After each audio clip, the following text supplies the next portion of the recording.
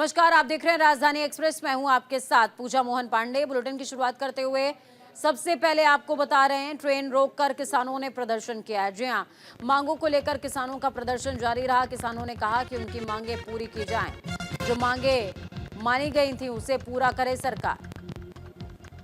मानसा में किसान यूनियन सिद्धपुर की ओर से 3 घंटे के लिए रेल रोककर प्रदर्शन किया गया। किसान नेताओं ने कहा कि सरकारों को जगाने के लिए यह प्रदर्शन किया गया, क्योंकि किसान केंद्र सरकार से लगातार मांग कर रहे हैं कि जो मांगे सरकार ने मान ली थी उसे कम से कम लागू किया जाए, मगर सरकार अभी भी किसान की मांगों की ओर ध्यान ही नहीं दे रही है। दूसरी ओर मानसा स्टेशन पर सैनिक एक्सप्रेस गाड़ी के यात्री भी परेशान नजर आए। यात्रियों का कहना है किसानों की मांग को लेकर उन्हें काफी परेशानी हो रही है। ਦੁਆਰਾ ਸੀ ਇਹਨਾਂ ਦੀ ਕਿਸਾਨਾਂ ਦੀ ਨੇਤਾਵਾਂ ਨਾਲ ਲੜਾਈ ਹੈਗੀ ਹੈ। ਸਾਡੇ ਨਾਲ ਕੀ ਅਸੀਂ ਦਿੱਲੀੋਂ ਆ ਰਹੇ ਹਾਂ, ਸਾਨੂੰ ਕਿੰਨੀ ਦਿੱਕਤ ਕੀ ਹੋ ਰਹੀ ਹੈ। ਹੁਣ 3 ਘੰਟੇ ਅਸੀਂ ਬੈਠਾਂਗੇ ਇੱਧਰ, ਫਿਰ ਆਪਾਂ ਫੰਕਸ਼ਨ ਤੇ ਜਾਣਾ ਹੈ, ਪ੍ਰੋਗਰਾਮ ਤੇ ਅਸੀਂ ਕਿਵੇਂ ਜਾਵਾਂਗੇ। ਇਹਨਾਂ ਜੋ ਵੀ ਕਰਨਾ ਹੈ ਇਹਨਾਂ ਨੂੰ ਬੈਠ ਕੇ ਕਰਨਾ ਚਾਹੀਦਾ, ਮੈਟਰ ਸੋਲਵ ਕਰਨਾ ਚਾਹੀਦਾ ਇਹਨਾਂ ਦਾ। तो ਇਹਨਾਂ ट्रेन रोकने का कोई मतलब नहीं है। दिल्ली से आए हैं जी, मानसा माँ की गाड़ी रुकी हुई है जी, धरना लगा रखा है। कहते 3 बजे से पहले नहीं जाने देंगे। इनका क्या प्रोग्राम है क्या नहीं कुछ पता नहीं जी। क्या मांग क्या जी, सारे यात्री परेशान हो रहे जी। अब दिल्ली से जा रहे, बठिंडे प्रोग्राम में जा रहे जी, वहाँ पर प्रोग्राम लेट हो जाएगा, बहुत बुरा हाल है जी। ਇਹ ਰੇਲਾਂ ਜਿਹੜਾ ਰੋਕਣ ਦਾ ਜੀ ਅੱਜ ਸਾਡਾ ਪ੍ਰੋਗਰਾਮ ਹੈ, ਇਹ ਤੁਹਾਨੂੰ ਪਤਾ ਹੀ ਹੈ ਵੀ ਪਿਛਲੇ 10 ਮਹੀਨਿਆਂ ਤੋਂ ਲੈ ਕੇ ਭਾਰਤੀ ਕਿਸਾਨ ਯੂਨੀਅਨ ਏਕਤਾ ਸਿੱਧੂਪੁਰ ਅਤੇ ਭਰਾਤਰੀ ਜਥੇਬੰਦੀਆਂ ਸੰਯੁਕਤ ਮੋਰਚਾ ਗੈਰ ਰਾਜਨੀਤਿਕ ਵੱਲੋਂ ਪਿਛਲੇ 13 ਮਹੀਨਿਆਂ ਤੋਂ ਲੈ ਕੇ ਪਿਛਲੀ 13 ਫਰਵਰੀ ਤੋਂ ਲੈ ਕੇ ਅੱਜ ਤੱਕ ਜੋ ਸ਼ੰਭੂ ਖਨੌਰੀ ਅਤੇ ਰਤਨਪੁਰਾ ਬਾਰਡਰਾਂ ਤੇ ਧਰਨੇ ਚੱਲ ਰਹੇ ਨੇ ਕਿਸਾਨੀ ਮੰਗਾਂ ਨੂੰ ਲੈ ਕੇ, ਜਿਵੇਂ ਐਮਐਸਪੀ, ਬਿਜਲੀ ਐਕਟ 2020 ਅਤੇ ਹੋਰ ਕਿਸਾਨਾਂ ਦੀਆਂ ਮੰਗਾਂ ਨੂੰ ਲੈ ਕੇ ਸਾਡੇ ਜਿਹੜੇ ਸੂਬੇ ਦੇ ਆਗੂ ਨੇ ਸਰਦਾਰ ਜਗਜੀਤ ਸਿੰਘ ਡੱਲੇਵਾਲ, ਉਹ ਮਰਨ ਵਰਤ ਤੇ ਬੈਠੇ ਹੋਏ ਨੇ, ਜਿਸ ਦੇ ਵਿੱਚ ਨਾ ਤਾਂ ਹਾਲੇ ਤੱਕ ਪੰਜਾਬ ਸਰਕਾਰ ਦੇ ਕੰਨਾਂ ਤੇ ਜੂੰ ਸਰਕੀ ਹੈ ਤੇ ਨਾ ਸੈਂਟਰ ਦੇ। ਦੇਖੋ, ਅਸੀਂ ਦੱਸ ਦਈਏ, ਭਾਰਤੀ ਕਿਸਾਨ ਯੂਨੀਅਨ ਏਕਤਾ ਸਿੱਧੂਪੁਰ ਜਥੇਬੰਦੀ ਵੱਲੋਂ 2 ਫੋਰਮਾਂ ਦੇ ਵੱਲੋਂ ਜਿਹੜਾ ਅੱਜ ਦਾ ਸਾਡਾ ਐਲਾਨ ਹੋਏਗਾ, ਕਿਉਂਕਿ ਪਿਛਲੇ 26 ਤਰੀਕ ਤੋਂ ਲੈ ਕੇ ਡੱਲੇਵਾਲ ਸਾਹਿਬ ਮਰਨ ਵਰਤ ਤੇ ਬੈਠੇ ਨੇਗੇ। ਦੂਜਾ ਫੋਰਮ ਹੈ ਜਿਹੜਾ ਸਾਡਾ, ਉਹ ਜਿਹੜਾ ਸਰਕਾਰ ਕਹਿ ਰਹੀ ਸੀ, ਕੇਂਦਰ ਦੀ ਸਰਕਾਰ ਕਹਿ ਰਹੀ ਟਰੈਕਟਰ ਟਰਾਲੀਆਂ ਨਾ ਲੈ ਕੇ ਉਹ ਵੀ ਪੈਦਲ ਆ ਜਾਓ, ਉਹ ਸਾਡੇ ਕਿਸਾਨ ਪੈਦਲ ਜਾ ਰਹੇ ਸੀਗੇ, ਉਹਨਾਂ ਤੇ ਅਥਰੂ ਗੈਸ ਦੇ ਗੋਲੇ ਸਿੱਟੇ ਗਏ ਨੇਗੇ। ਡੱਲੇਵਾਲ ਸਾਹਿਬ 26 ਤਰੀਕ ਤੋਂ ਲੈ ਕੇ ਮਰਨ ਵਰਤ ਦੇ ਉੱਤੇ ਬੈਠੇ ਨੇਗੇ, ਕਿਉਂਕਿ ਪਿਛਲੀਆਂ ਅੰਦੋਲਨ ਦੀਆਂ ਰਹਿੰਦੀਆਂ ਮੰਗਾਂ ਨੇਗੀਆਂ ਜਿੰਨੀਆਂ ਵੀ, ਚਾਹੇ ਐਨਐਸਪੀ ਲਾ ਲਓ, ਚਾਹੇ कर्जा मुक्ति ला लो। तो अपनी कई मांगों को लेकर पंजाब में किसानों ने रेल रोकने का ऐलान किया, जिसका प्रभाव अब हर जगह पर देखने को मिल रहा है। तो वहीं अंबाला रेल मंडल के सीनियर डीसीएम ने जानकारी देते हुए बताया कि रेल रोको को लेकर हेल्प डेस्क बनाई गई है। रेलगाड़ियों को बड़े रेलवे स्टेशन पर ही रोका गया, लंबे रूट वाली ट्रेनों को कैंसिल नहीं किया गया। आपको बता दें, किसानों के रेल रोको आंदोलन की वजह से यात्रियों को भारी परेशानियों का सामना करना पड़ा है। रेलवे की तरफ से व्यवस्था ये है कि जो ट्रेनें रेगुलेट हो रही हैं उन ट्रेनों को बड़े स्टेशन पे रोका जा रहा है, जहाँ पे कि यात्री सुविधाएं उपलब्ध है, चाहे वो पानी की व्यवस्था है, कैटरिंग की अवेलेबिलिटी है। इसके अलावा अंबाला कैंट जो कि एक मेन जंक्शन है, यहीं से रूट डाइवर्ट होता है चंडीगढ़ का और Ludhiana side, Saharanpur side, Delhi side. तो यहाँ पे हमने पूरी चाक चौबंद व्यवस्था की हुई है। यहाँ पे मेआई हेल्प डेस्क बूथ चालू किया गया है, जहाँ पे यात्रियों को प्रॉपर गाइड किया जा रहा है। प्रॉपर अनाउंसमेंट्स के माध्यम से यात्रियों को हम ट्रेनों की। तो देखिए, आपने देखा था कि कांग्रेस ने पीसी करते हुए बीजेपी पर निशाना साधा, अब बीजेपी पीसी कर रही है। सुनिए।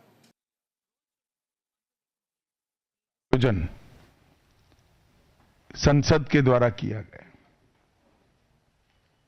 वो चर्चा में 75 साल की देश की गौरव यात्रा, विकास यात्रा और उपलब्धियों की भी चर्चा होनी थी। ये तो स्वाभाविक है कि जब लोकसभा में, राज्यसभा में पक्ष और विपक्ष होते हैं तो हर मुद्दे पर लोगों का नजरिया अलग अलग होता है, दलों का नजरिया अलग अलग होता है, वक्ताओं का नजरिया अलग अलग होता है। मगर संसद जैसे देश के सर्वोच्च लोकतांत्रिक फोरम में जब चर्चा होती है तब इसमें एक बात कॉमन होती है कि बात तथ्य के आधार पर होनी चाहिए और बात सत्य के आधार पर होनी चाहिए। कल से कांग्रेस पार्टी ने जिस तरह से तथ्यों को तोड़ मरोड़ कर रखने का प्रयास किया है, ये अत्यंत निंदनीय है और मैं इसकी निंदा करना चाहता हूं। ये क्यों हुआ? क्योंकि भारतीय जनता पार्टी के वक्ताओं ने संविधान पर, संविधान की रचना के मूल्यों पर, और जब जब कांग्रेस या भारतीय जनता पार्टी का शासन रहा तब शासन ने संविधान के मूल्यों का किस तरह से मूल्यांकन किया, संरक्षण किया और संवर्धन किया, इस पर फैक्ट के साथ भारतीय जनता पार्टी के वक्ताओं ने अनेक उदाहरणों के साथ जनता के सामने विषय रखे और उसमें वो तय हो गया कि कांग्रेस पार्टी आंबेडकर जी विरोधी पार्टी है, कांग्रेस पार्टी आरक्षण विरोधी पार्टी है, कांग्रेस पार्टी संविधान विरोधी पार्टी है, कांग्रेस पार्टी ने सावरकर जी का भी अपमान किया, कांग्रेस पार्टी ने आपातकाल डालकर संविधान के सारे मूल्यों की धज्जियां उड़ा दी, नारी सम्मान को भी सालों तक दरकिनार किया, न्यायपालिका का हमेशा अपमान किया, सेना के शहीदों का अपमान किया और भारत की भूमि तक को संविधान तोड़कर विदेशी देशों को देने की हिमाकत कांग्रेस पार्टी के शासन में हुई। जब ये पूरा सत्य उजागर हो गया तब कल से कांग्रेस पार्टी ने फिर एक बार अपनी पुरानी पद्धति को आजमाते हुए बातों को तोड़ मरोड़ कर और सत्य को असत्य के कपड़े पहनाकर समाज में भ्रांति फैलाने का एक कुत्सित प्रयास किया है। संसद में जब चर्चा हो रही थी, ये सिद्ध हो गया कि बाबा साहेब आंबेडकर का कांग्रेस ने किस तरह से पुरजोश विरोध किया था। बाबा साहब के न रहने के बाद भी किस प्रकार से कांग्रेस ने बाबा साहब को हाशिए पर ढकेलने का प्रयास किया। जब संविधान सभा अपना काम कर चुकी, चुनाव हुआ 1951-52 में और 54 में, दोनों बार कांग्रेस ने बाबा साहब को हराने के लिए कोई कसर नहीं छोड़ी। यहां तक कि फ्रेंडली चुनाव होता है, स्पिरिट वाला चुनाव होता है, ऐसा चुनाव भी नहीं था। विशेष प्रयास किया गया और वो उनकी हार को सुनिश्चित किया गया। जहां तक भारत रत्न देने का सवाल है, कांग्रेस के नेताओं ने कई बार खुद ही अपने आप को भारत रत्न दिए हैं। 55 में नेहरू जी ने खुद को भारत रत्न दे दिया, 71 में इंदिरा जी ने खुद को भारत रत्न दे दिया और 1990 में बाबा साहब को भारत रत्न तब मिला जब कांग्रेस पार्टी सत्ता में नहीं रही और भारतीय जनता पार्टी के समर्थन वाली सरकार थी।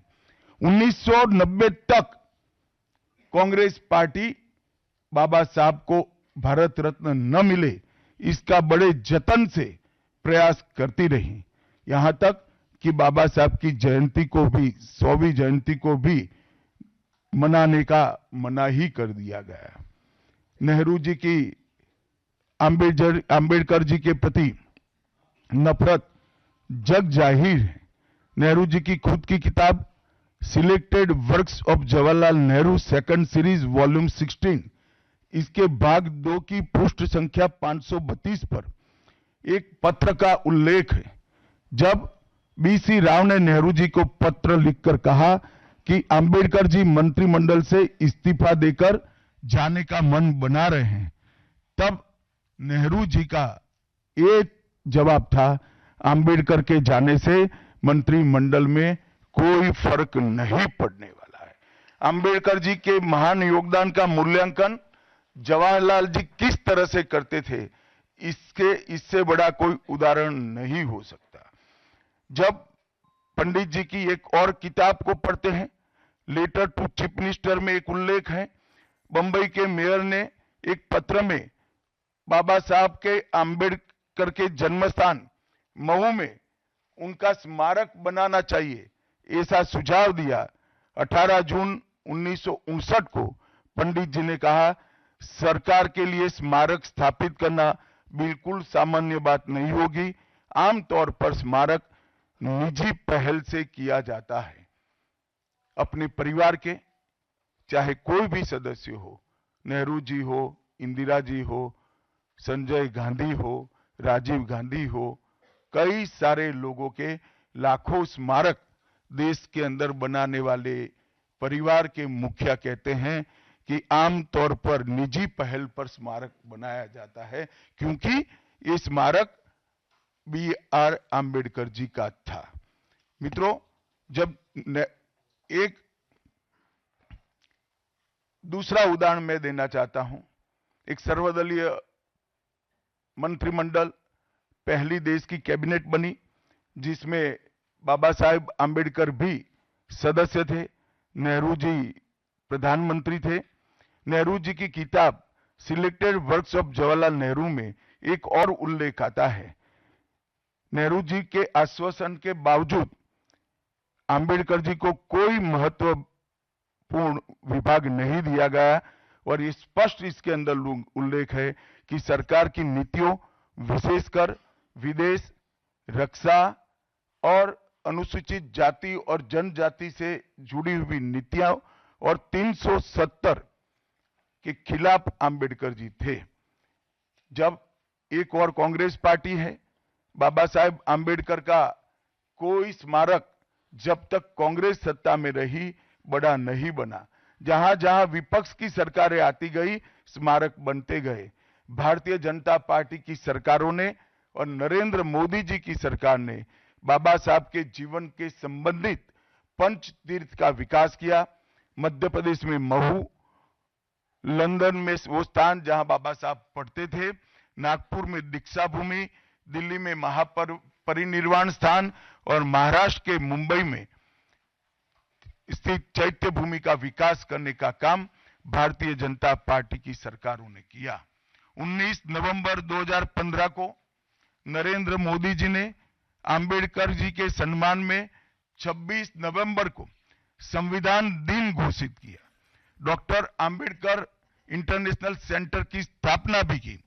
2018 में प्रधानमंत्री नरेंद्र मोदी जी ने महापरिनिर्वाण स्थल पर डॉक्टर आम्बेडकर स्मारक का उद्घाटन किया, जो लगभग 2 एकड़ में फैला है।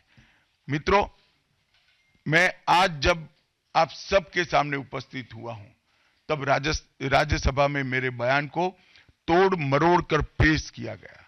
मेरा मीडिया के सभी मित्रों से आग्रह है, कांग्रेस ने सार्वजनिक जीवन में जो पद्धति की है कि बयानों को तोड़ मरोड़ कर पेश करना, हो हल्ला मचाना और भ्रांति खड़ी करना।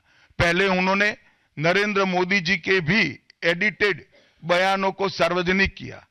चुनाव जब चल रहा था, मेरे बयान को AI का उपयोग कर एडिट किया गया और पूरे देश में इसको प्रसारित करने का घृणित काम किया गया, और आज आम्बेडकर जी के लिए मेरी बात को तोड़ मरोड़ कर वो पेश कर रहे हैं।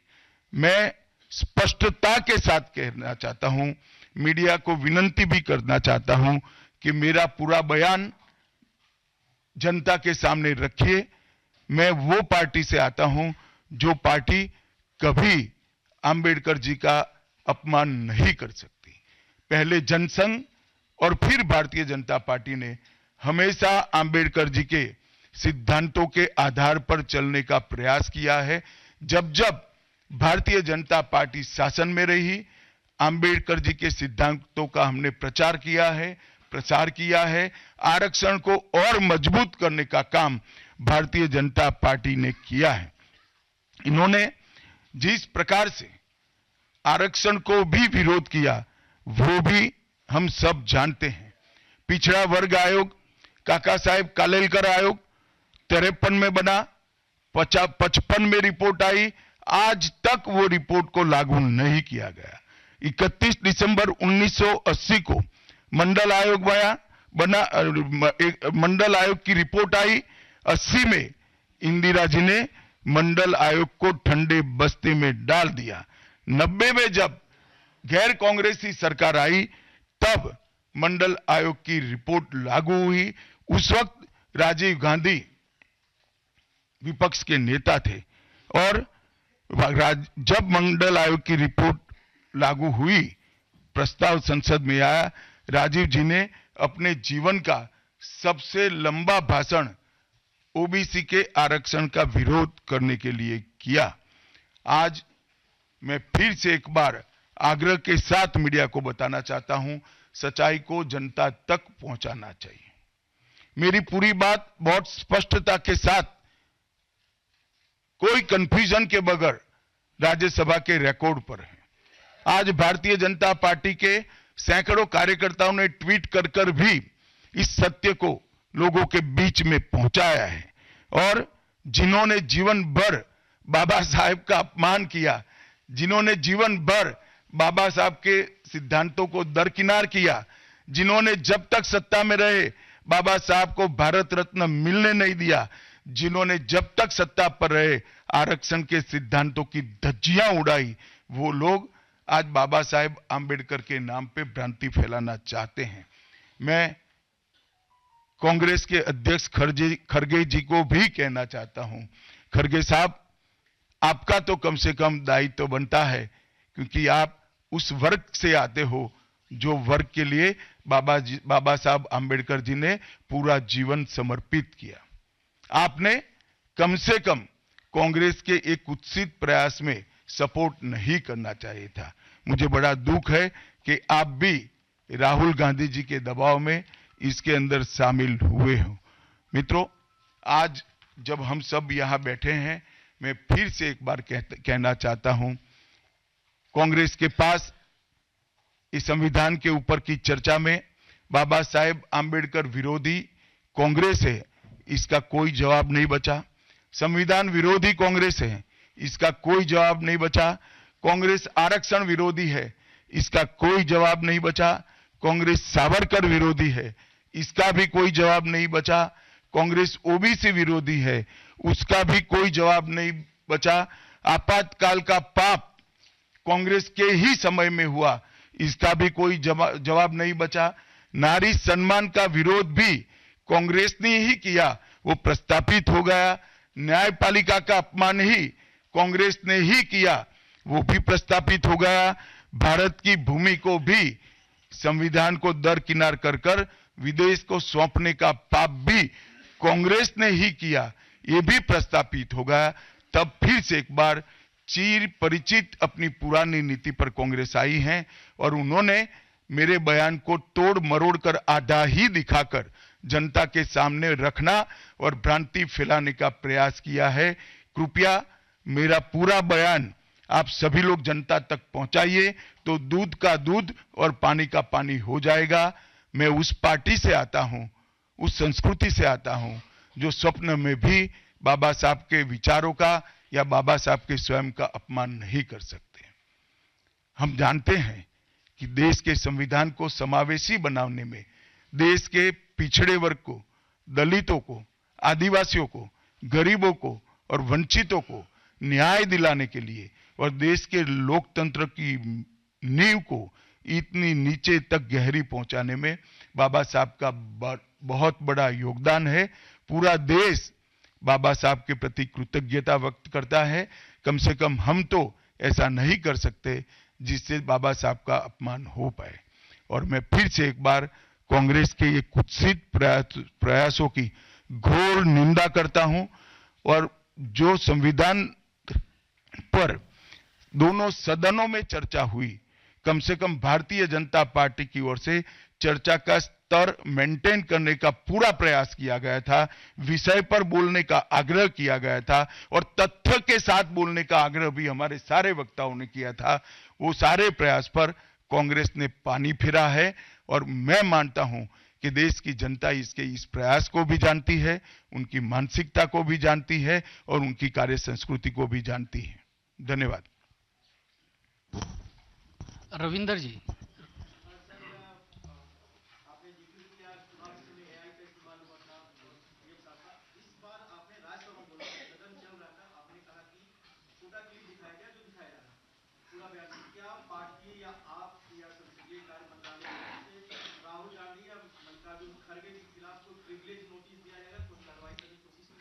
देखिए, मैं पार्लियामेंट के बारे में बाहर जवाब नहीं दे सकता, परंतु मैं इतना जरूर कह सकता हूं कि इसके सारे legal option Bharatiya Janata party तरासेगी। Parliament के अंदर और पार्लियामेंट के बाहर क्या लीगल एक्शन हो सकते हैं, वो सारी संभावनाओं को तराशकर भारतीय जनता पार्टी निर्णय करेगी। आनंद पांडे जी।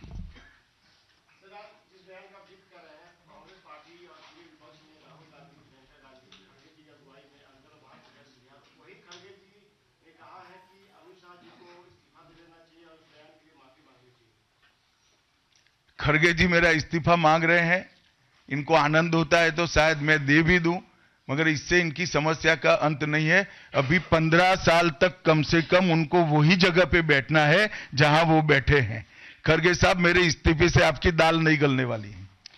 Neeraj ji, ABP news.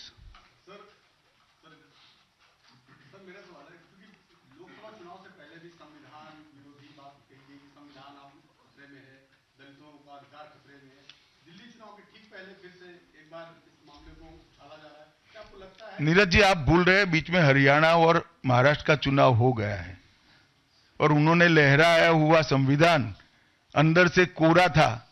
संविधान प्रेम इनका कितना खोखला है वो एक्सपोज हो चुके हैं।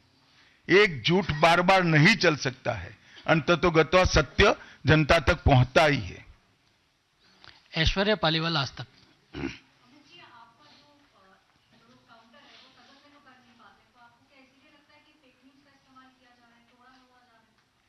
नहीं, सिर्फ मुझ पर नहीं, कई बार प्रधानमंत्री जी के लिए भी इस प्रकार के प्रयास किए, चुनाव के वक्त मेरे लिए भी किया था, फिर से एक बार कर रहे हैं। मगर मैं इसीलिए आज आप सबके सामने आया हूं। सार्वजनिक जीवन में आपका भी दायित्व है कि क्षीर नीर करने में जनता का मदद करिए, दूध का दूध और पानी का पानी करने में जनता को मदद करिए। मुझे आनंद होता अगर मेरे भाषण के मुद्दों के तथ्यों को वो चैलेंज देते। तथ्य पर चैलेंज देने के लिए कुछ नहीं है। मैंने भाषण का एक एक शब्द तथ्यात्मक है और इतिहास से गर्भ से बाहर आया हुआ है, इसलिए वो इस प्रकार से मेरे भाषण को एडिट कर कर इसको गलत अर्थ निकालकर इस प्रकार का प्रयास करें। शैलेंद्र जी।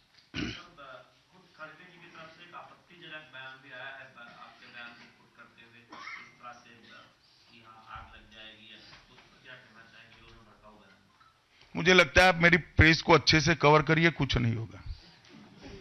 प्रज्ञा कौशिक।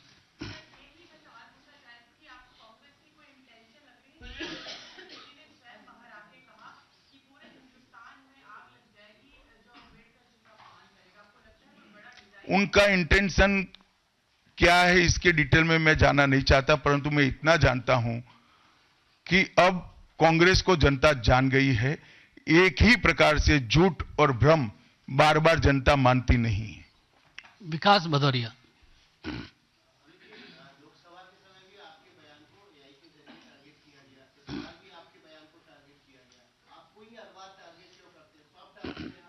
भाई, आपका सवाल गलत जगह पे, ये कांग्रेस कार्यालय में पूछने का सवाल है, मुझे क्यों पूछ रहे हो? यतेंद्र जी। यतेंद्र।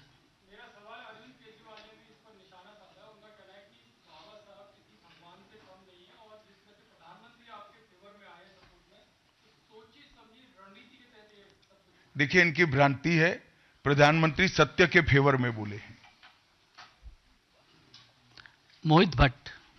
सर, जिस प्रकार से सारी विपक्षी पार्टियां भी अब साथ आ रही हैं, पहले वो अलग अलग मुद्दों पे पार्लियामेंट में अलग अलग दिखी थी, लेकिन इस मुद्दे पे वो सड़कों पे आने की बात कर रही है। आम आदमी पार्टी ने प्रोटेस्ट किया, टीएमसी भी प्रोटेस्ट करेगी, तो इस मुद्दे पे सारी विपक्षी पार्टी एक साथ आ गई है। देखिए, सत्य को किसी के सपोर्ट की जरूरत नहीं होती।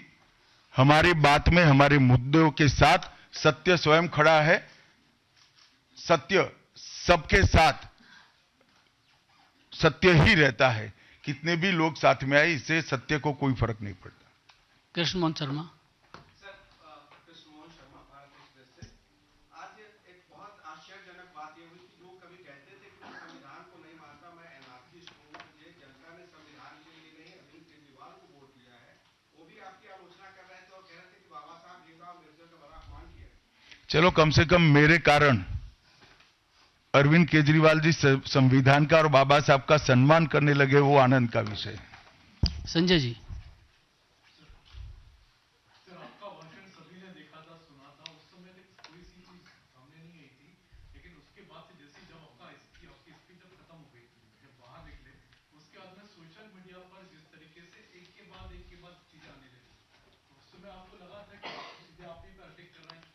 शायद आप भूल रहे हैं कि राज्यसभा में श्री राहुल गांधी नहीं बैठते हैं। राहुल गांधी राज्यसभा, लोकसभा में बैठते हैं। आमोद जी।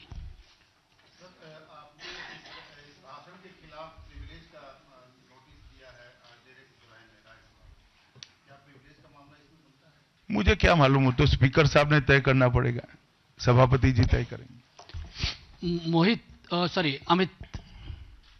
सर, खड़गे जी ने ये भी कहा कि आपको लगातार डिफेंड किया गया था पीएमसीओ इस बयान के बाद, और देश में जगह जगह लोगों में गुस्सा है। मुझे लगता है कि खड़गे जी ने आत्मनिरीक्षण करने की जरूरत है।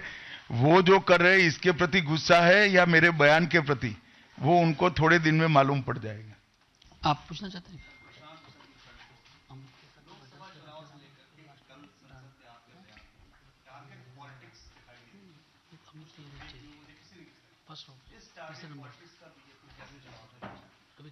नहीं, बीजेपी को टारगेट कर रहे हैं वो सही है, क्योंकि जनता के फैसले लगातार बीजेपी के पक्ष में आ रहे हैं।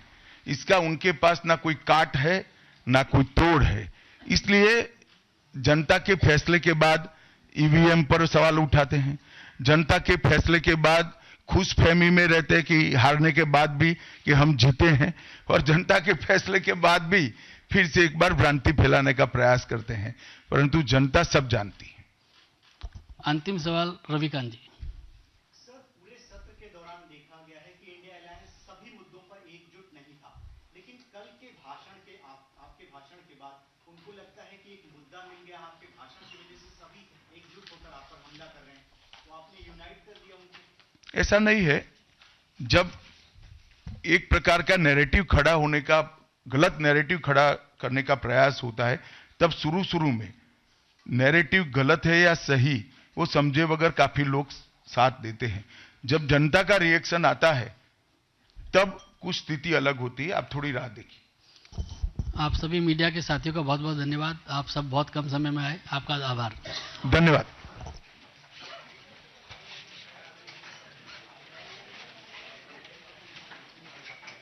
गृह मंत्री अमित शाह को सुना आपने। प्रेस कॉन्फ्रेंस चल रही थी बीजेपी की ओर से, और जिस तरह अंबेडकर पर दिए एक बयान को लेकर के विपक्ष की ओर से लगातार हमले किए जा रहे हैं, ऐसे में इसी के तहत एक प्रेस कॉन्फ्रेंस की गई और इसमें सभी सवालों के जवाब गृह मंत्री की ओर से भी दिए गए, और ये कहा गया कि कांग्रेस अंबेडकर विरोधी है, ना कि हम। क्योंकि आपको कई ऐसी बातें ज्ञात होंगी, जब कांग्रेस की सरकार रही थी तो कांग्रेस की सरकार के वक्त किस तरीके से अंबेडकर का अपमान किया गया था, उन्हें आखिर क्यों कैबिनेट छोड़ना पड़ गया था।